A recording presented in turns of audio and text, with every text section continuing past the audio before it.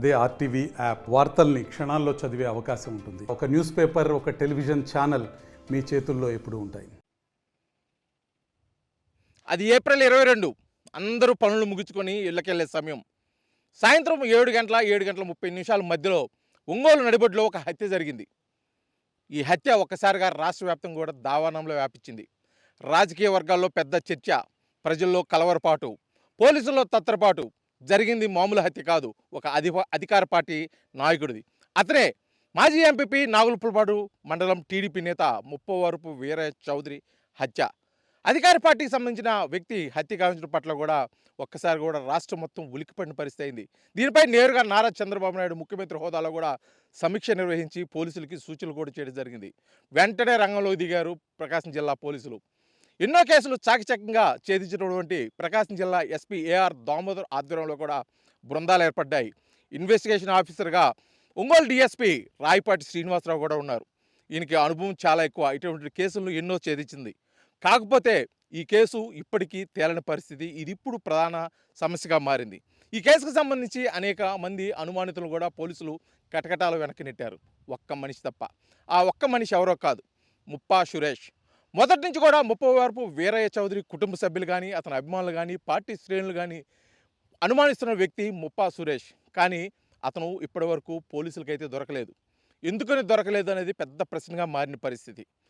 అతను యాంటిసిపేటర్ కోసం ప్రయత్నాలు చేస్తూనే ఉన్నాడు, కానీ పోలీసులు సోదాలు నిర్వహిస్తూ ఉన్నారు, విచారణ చేస్తూనే ఉన్నారు. కానీ ముప్పా సురేష్ ఎక్కడ స్క్రీన్ మీద లేడు. అసలు ఏం జరుగుతుందనేది పెద్ద ప్రశ్నగా మారింది. ఇటీవల కాలంలో ముప్పా సురేష్ కుటుంబ సభ్యులు, అదేవిధంగా అతని ఇంట్లో కూడా పోలీసులు సోదాలు నిర్వహించారు.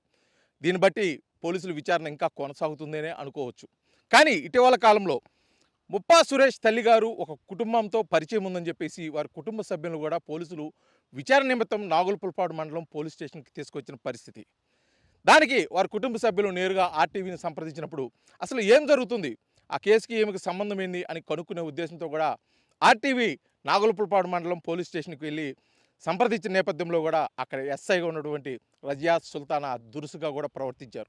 సమాధానం చెప్పాల్సిన అవసరం లేదు, మా ఇష్టం, మీరు స్టేషన్ బయటికి వెళ్ళండి అన్న రీతిలో సమాధానం చెప్పి మీడియా వారిని కూడా బయటికి పంపించిన పరిస్థితి.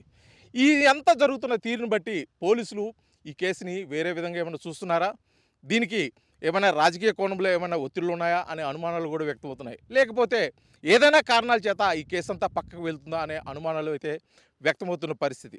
దీనికి సంబంధించి ఈ కేసులో ఇప్పటికే ముద్దాయిలుగా ఉన్నటువంటి కొంతమంది బెయిల్పై కూడా రావడం జరిగింది. ఇప్పటికీ కూడా ముప్పా సురేష్ దొరకపోవడం పట్ల అనుమానాలు అయితే వ్యక్తమవుతున్నాయి. ఈ నేపథ్యంలో వీటన్నిటికీ సమాధానం చెప్పాల్సిన ఆవశ్యకత అయితే ప్రకాశం జిల్లా పోలీసులపై ఉంది.